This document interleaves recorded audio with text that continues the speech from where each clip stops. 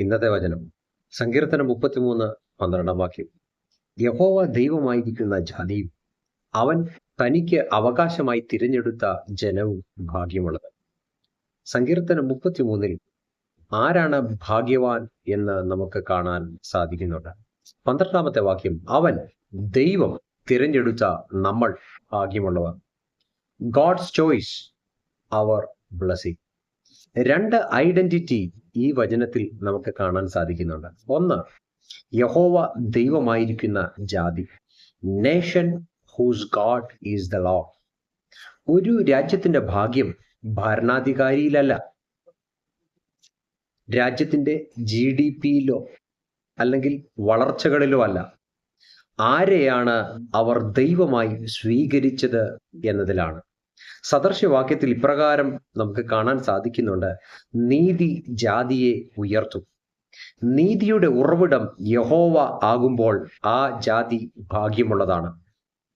ഇസ്രായേലിനെ കുറിച്ച് നമുക്കത് കാണുവാൻ സാധിക്കുന്നു. രണ്ട്, അവൻ തനിക്ക് അവകാശമായി തിരഞ്ഞെടുത്ത ജനം, ഹിസ് ഓൺ ഇൻഹെറിറ്റൻസ്. ഇതാണ് അതിശയം. നമ്മൾ ദൈവത്തിന്റെ അവകാശം ചോദിക്കുന്നു, പക്ഷേ ദൈവം നമ്മളെ അവിടുത്തെ അവകാശമായി തിരഞ്ഞെടുത്തു.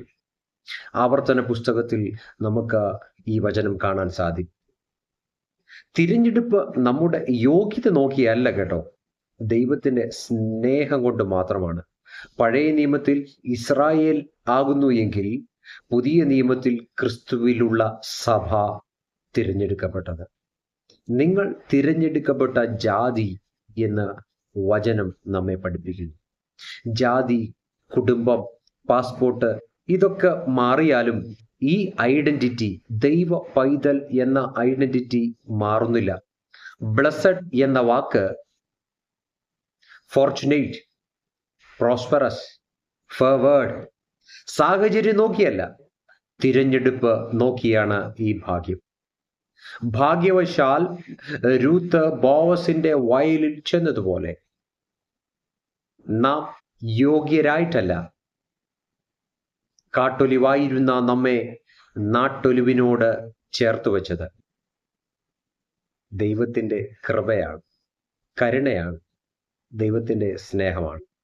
അതുകൊണ്ട് നീയും ഞാനും ഒറ്റയ്ക്കല്ല, ചോസനാണ്, ദൈവത്തിന്റെ ഇൻഹെറിറ്റൻസ് ആണ്.